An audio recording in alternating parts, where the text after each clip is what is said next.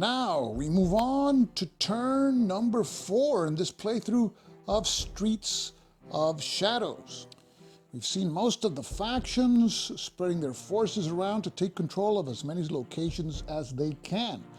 One of them, the fashion designer, lost their headquarters. It was taken by the movie director, and headquarters are important in order to win the game. Let's talk about the victory conditions to put all this in context. This game is won on the basis of victory points, and the game ends in one of two ways. If the liberation marker reaches the Paris liberated box, then Paris is liberated and players will score 2 points for each resistance card that they have in their hands, but will lose 2 victory points for each denunciation card that they have in their hands. The other way the game may end is if all Shadows cards have been played and the marker never reached the Paris liberation box. In that case, the Allies have bypassed Paris. And if that happens, each player will lose 2 victory points for each resistance card that they have in their hand, but will win 2 victory points for each denunciation card that they have in their hand. In addition to these 2 circumstances, players receive 3 victory points for controlling their own headquarters, and 1 victory point for having complex dominance, which is control of all locations for a particular faction. So for instance, if the game was to end right now, the fashion designer would not receive 3 points for control of its headquarters. So control of one's headquarters is critical if you want to stay in contention to win this game. So we begin this turn with the initiative phase. So here we see that the police chief, the cabaret impresario, and the movie director are tied with 5 locations. The initiative is currently with the movie director, so we move the initiative marker 1 space clockwise, and the police chief is one of those tied. So now the police chief will have the initiative. So next is the Shadows phase. We flip the top card from deck A, and it's Hitler Surprise Visit. During the plot resolution phase, each player will gain a franc for each force they have in a landmark location, that is either the Paris Opera, Invalides, the Eiffel Tower, or the Arc de Triomphe. And the liberation marker will not advance in this turn. So we'll place some silver pawns on each of these landmark spaces. So players will want to keep an eye on these landmark spaces, and these are the only spaces in the game where units of opposing factions can coexist, and there can be no battles in these spaces. But in order to qualify for this bonus, you have to have 1 unit in each space, and each unit will produce 1 franc. Next is the income phase, and we add the income for each of the factions as indicated in their cards, and the chief of police, the journalist, and the cabaret impresario will receive an extra franc for complex dominance. And after adding the income for each faction, the fashion designer has 8 francs, and each of the other factions has 5. So now we move on to the recruit phase. The police chief only has 5 francs and 2 cards. So the police chief will spend 2 francs to purchase 1 unit and will place that unit at the Eiffel Tower. Notice that the police chief already has 1 unit at Invalides. Next, the journalist has 5 francs and will also purchase 1 unit, which will be placed at Notre Dame. Cabaret Impresario also wants to take advantage of this bonus of having units in landmarks and will spend 2 francs to recruit 1 unit, which is placed at Notre Dame, where it can coexist with the journalist unit. Next is the fashion designer, and he has an interesting choice. because the fashion designer has a recruit elite units card. And this would allow the fashion designer to recruit 1 to 3 available elite units paying the regular cost. Elite units count as 2 units in battle, and they can move up to 3 districts. And the fashion designer wants to recover his headquarters. So he will take advantage of this card and play it to purchase 3 elite units at the cost of regular units. So he spends 6 of his 8 francs to purchase all 3 elite units, and will place the elite units within striking range of the fashion designer's former headquarters. 1 at the Eiffel Tower, 1 at Invalides, and the 3rd one at the fashion designer's location at Passy. And why not concentrate all 3 together? And the reason is because if any of the factions plays a denunciation card, that faction can have all the units of one player in one space arrested by the Gestapo. And lastly, the movie director. He will purchase 1 unit and places the unit also in the Eiffel Tower landmark location. So now we move on to the bidding phase. And contrary to other turns, in this turn, the factions don't have a lot of francs to bid with. 4 of the 5 factions have 3 francs, and the fashion designer only has 2. And notice that the fashion designer, as well as a journalist, they each have an intelligence card that could be used to take a look at the cards that are coming up so that they could bid more francs to try to get a specific card. However, at this point in the game where a side has just 1 suit card, that card is invaluable to be able to defend oneself from any unexpected attack. So we lay out the 5 cards that will be auctioned: a raid card, 2 denunciation, and 2 influence cards. Now we'll conduct the bidding for each of the factions off camera using the table that we have been using throughout this solo play. Here we see the results of the bidding. Each faction was able to win a card, and the cabaret impresario and the police chief got denunciation cards. And concluded the bidding phase. Only the movie director has any francs left, just 1. Next is the player turn phase. The chief of police has 3 cards. 2 of them are denunciation cards, which are not playable until the shadow event Gestapo crackdown is revealed. Now, the chief of police has one of its units in a movie director location at Batignolles. So he doesn't want to move that unit out of there to place it in a landmark, because that unit is depriving the movie director of achieving complex dominance. Also, the chief of police has individual units in each of its locations, including its headquarters. So he doesn't want to move those out of there either.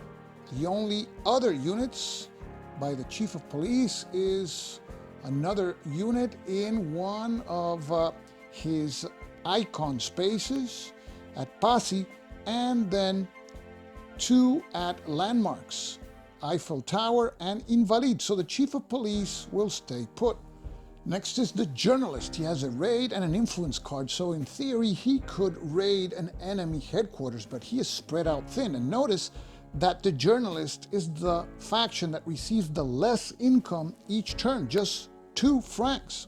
So the journalist wants to take advantage of Hitler's surprise visit and moves his unit from the artist quarter in Montmartre to the Paris Opera space in the Opera district.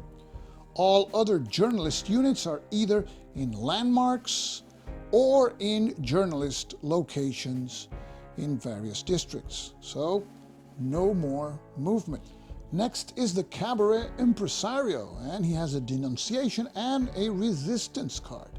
But none of the events that trigger the effects of those cards are in effect. Cabaret impresario has a unit at the Paris Opera and at Notre Dame. So for now, he will earn 2 francs unless he brings another unit to another landmark, and he will do so. His unit at the train station is moved to Invalides. Next is the fashion designer. He has 2 suit cards, but none of them is a raid card, so he cannot recover his headquarters in this turn. Fashion designer has an elite and a regular unit at its location at Passy, so he will move the regular unit into Arc de Triomphe in order to collect an extra franc. The fashion designer will not move any more of his units. Next is the movie director. He has an influence card and this SOE contact card, which is useless for him because he does not control the railroad station. The movie director is tempted to move one of his 2 units in the fashion designer's former headquarters at Montparnasse to a landmark in order to gain an extra franc, but that would weaken the defense of that space. So he will not move any of those units in that space. However, to gain advantage of Hitler's surprise visit, he will move his unit at Sorbonne into Notre Dame. In addition, the movie director has a unit at Hotel Alsace. That unit will move into Ile de la Cité and stop also at Notre Dame. And that's the end of the player turn phase. And now we move on to the plot and turn resolution phase. So now the effect of the current shadow card takes place. And now each player gains 1 franc for each unit or force that they have in a landmark location. The Eiffel Tower has units of the police chief, movie director, and fashion designer. So each of those factions receives 1 extra franc. The movie director receives 2 more francs for his units at Notre Dame, the cabaret impresario 1 additional franc, and the journalist 1. We add 1 more bonus franc to the police chief, the cabaret impresario, and the fashion designer for their units at Invalides, and 1 more franc to the cabaret impresario and the journalist for their units at the Paris Opera. So, as a result of Hitler's surprise visit to Paris, the movie director and cabaret impresario received a bonus of 3 francs, while the other factions each received 2. The Allied liberation marker will not move in this turn, so that is the end of turn number 4. And notice that because of Hitler's surprise visit, the factions concentrated in placing units in landmark locations. These don't count for purposes of determining initiative. So who will have the initiative in the next turn? Well, let's find out. Now we move on to turn number 5. So we start turn number 5, and it's the initiative phase. We count the number of locations controlled by each of the factions, and the faction with the most will have the initiative. Which one will it be? So we see that 2 factions have 4 locations, the police chief and the cabaret impresario. The police chief had the initiative already. So we move the initiative marker 1 space clockwise to the journalist, but the journalist is not tied for the lead. So the initiative moves to the cabaret impresario. The cabaret impresario will have the initiative for this turn. Next is the shadows phase. We draw the top card from deck A and cabaret scene. During the plot resolution, each player gains 1 franc for each force they have in a cabaret location, and the Allied liberation marker will advance this turn. We've marked all cabaret locations. They are all controlled by the cabaret impresario. So if anybody wants that extra bonus, he'll have to fight for it. Next is the income phase. All factions except the fashion designer and movie director have complex dominance. So now we add income to each of the factions. And after distributing income, the cabaret impresario and the movie director have 8 francs, followed by the chief of police and fashion designer with 6, and the journalist has 5. The cabaret impresario has the initiative, and that is a big advantage in this turn because the Shadows card gives any player who has units in cabaret locations 1 franc per each force. So the cabaret impresario can recruit heavily this turn and place those forces in his headquarters, and those will gain extra francs. So the cabaret impresario will recruit 3 units, spending 6 of its 8 francs, and knowing that he will move first, the cabaret impresario will place all 3 units in its headquarters at Republique. The fashion director will not recruit units this turn. He has 3 elite units that just came in turn 4. So he will save his francs to see if he can obtain a raid card. The movie director has a puny 1 influence card. So in battle, that card will not provide much assistance. So he will purchase 2 units and will place those units, 1 at his headquarters at Bercy and 1 at the Paris Opera landmark location. Notice that the movie director has 2 units in the fashion designer's former headquarters, but the fashion designer in this turn will be moving before the movie director. Now it's the chief of police's turn. He has a weak treachery card, so he's not thinking of attacking in this turn. He does purchase 1 unit and places it in his headquarters at Ile de la Cité. Now to the journalist. The journalist is the only player that so far, before this bidding phase, can raid an enemy headquarters. Players have been strengthening their headquarters. The movie director has 2 units in his, while the chief of police also has 2 units, and the cabaret impresario has 4. So the journalist will purchase 1 unit. And like that everybody's beefing up their headquarters, they will strengthen theirs at Batignolles. Now we move on to the bidding phase.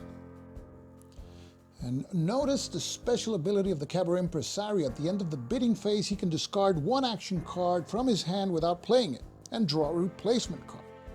So we draw 5 cards that will be auctioned, and there are 2 resistance cards, 1 denunciation card, an influence, and a treachery card.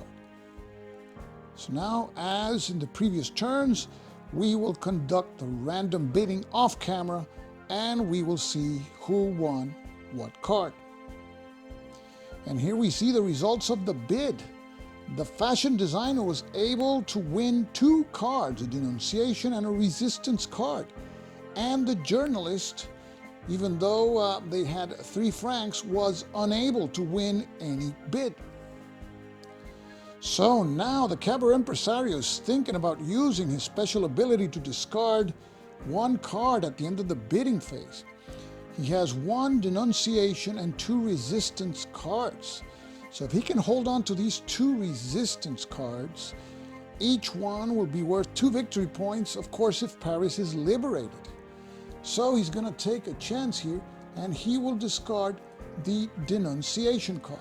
And we'll draw the top card from the action deck, and it is another resistance card. And the cabaret impresario has 3 resistance cards, which is great if the game is about to end and Paris is going to be liberated. However, he has an action card maximum of 4, so he can only hold 4 cards, and he needs other type of cards to do other things. So let's see how long he can hold on to these resistance cards. On to the player turn phase. And we begin with the Cabaret Impresario, and because he has no suited cards, he cannot attack. Now the Cabaret Impresario moves first, and he can receive bonus francs for forces that are in cabaret locations. So let's see how many of those he can place in cabaret locations. It's always good for him to reinforce his own locations, so he will move one from his headquarters into La Villette and the cabaret location there. He moves his unit at the Paris Opera through Montmartre, which only contains a Cabaret Impresario unit at the market, into the cabaret location at La Villette. And he moves his unit at Notre Dame into République and into his headquarters there. His unit at Invalides cannot reach any cabaret location because it would have to stop at Ile de la Cité. So that's the end of the Cabaret Impresario's actions. Next is the fashion designer. Notice that the fashion designer has a hand limit of 4 cards. And 4 cards he has: a resistance, a denunciation card, and 2 suited cards, which will allow him to attack any non-headquarters space. Fashion designer has 3 elite units on the map, so he might as well make one attack and make it worthwhile. He cannot attack his former headquarters, but he can certainly try to deprive the movie director of his location at Montparnasse. So, the fashion designer moves his elite unit, which is at the Eiffel Tower, into Montparnasse to be placed at large because it will be attacking that movie director location. In addition, he brings 1 unit from Arc de Triomphe also to be placed at large at Montparnasse. And to discourage the movie director from wasting cards in this battle, he also brings another elite unit from Invalides into Montparnasse. The movie director doesn't move any more units, so now we resolve the battle. The movie director has to play a suited card for the combat, so we will shuffle both cards and select one. Now the movie director has to decide whether he wishes to play a card in defense. The movie director has to decide if he's going to play a card here. If he would play even both cards, that would be 4 added to his sole unit. That would be 5. But the fashion designer has 2 elite units and a regular unit, which totals 5, and the action card, even if it's at least 1, will still beat the movie director. So the movie director decides not to play any cards. We revealed the played action card as a formality, and it was the number 4 card. So the movie director is defeated, and the fashion designer takes the movie director location at Montparnasse. As to movie director locations, he only has his headquarters under control. The other 2 are in control of opposing factions. Now it's the movie director's turn. He could certainly attack, but not a headquarters. Starts by moving his unit at the Eiffel Tower into the fashion designer location at Montparnasse. And he moves his 2 units from Notre Dame to the metro station at Ile de la Cité, and they will reappear at another district with a metro station, and that will be Ménilmontant, where they will remain at large because they will be attacking the fashion designer location there. So the movie director has to play 1 suited card to be able to attack, so we will shuffle the 2 cards that he has, and 1 will be played. Now the fashion designer has to decide if he can play a card, or if he wants to play a card. Fashion designer lost his headquarters and now is about to lose another of his locations. However, he only has 1 suited card, so I'll leave this to the chance of a die roll, a 50-50 chance. On a 1 to 3, he will play this number 2 influence card. So we roll 1d6 and the result is a 5. So he keeps the card. We reveal the action card by the movie director, so clearly he would have won, even if the fashion designer had played that number 2 card. So the end, this battle is 5-1. The movie director gains another location. Next is the chief of police, and his hand indicates that it looks like he's going to be a well-behaved collaborator in the future. He has 2 weak treachery cards, so he could attack, even though these cards do not provide much support. Chief of police won't be attacking. He will be moving his units in landmarks to non-landmark spaces to see if he can gain the initiative for the next turn. So he starts by moving his unit at the Eiffel Tower to the adjacent Passy district, specifically here, the Hotel Lorraine.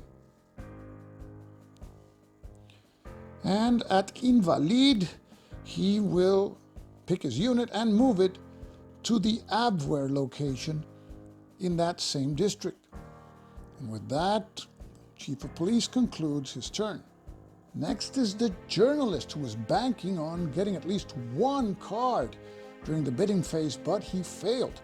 He certainly has the resources with which he can attack an enemy headquarters. Next, the journalist will conduct an attack on an enemy headquarters. They will use their special ability of not having to stop in any district occupied by opposing forces. So, the journalists start by moving their unit at the Arc de Triomphe through Champs-Élysées, not having to stop there, into Ile de la Cité. And their unit at Notre Dame joins in. Finally, their unit at the Paris Opera moves through Tuileries, which has a chief of police unit anyway, and joins in the attack. So the journalist will be attacking with 3 units. The chief of police, who has 2. And to do so, because it's a headquarters, they have to play a raid card and then any suit card to make the attack. And that's what they have in their hand. And notice that they don't have any more cards, but nobody else will play after them. They are the last faction in the turn. So this is an advantage of going last.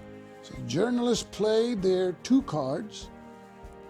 So the chief of police, not knowing the strength of the attack, could play his number 2 treachery card or play both cards.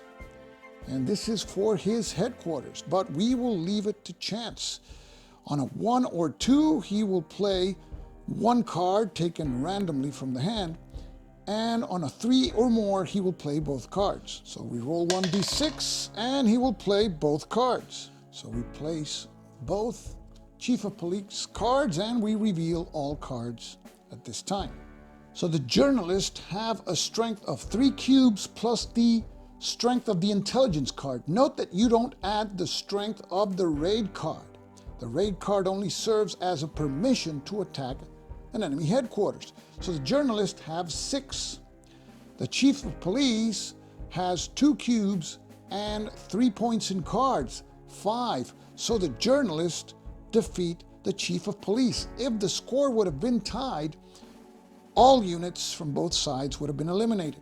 But in this case, the chief of police has lost his headquarters. And of course, he no longer has complex dominance. So that's the end of the journalist's turn, and notice that he doesn't have any more cards. Now we move on to the plot and turn resolution phase. Now we execute the event here in the cabaret scene shadow card. Each player gains 1 franc for each force they have in a cabaret location. All cabaret locations are occupied by the cabaret impresario's forces. He has 1 in his location at Bercy, 3 in his headquarters at République, and he has 3 at his location at La Villette, for a total of 7. And we add 7 francs. to the Cabaret Impresario's faction card. And notice that in this game, the number of francs that each player has is not secret. And now the Allied Liberation marker advances 1 space, and it moves, which is the last space of the Germans' move-in stage. That's the end of this 5th turn. We saw the movie director take a fashion designer location at Ménilmontant, the police chief lose his headquarters at Ile de la Cité, and the journalist conducted a sweeping attack using their ability to the maximum. So, stay tuned for the next 2 turns of Streets of Shadows. This is Stuka Joe, signing off for now. Thanks for watching.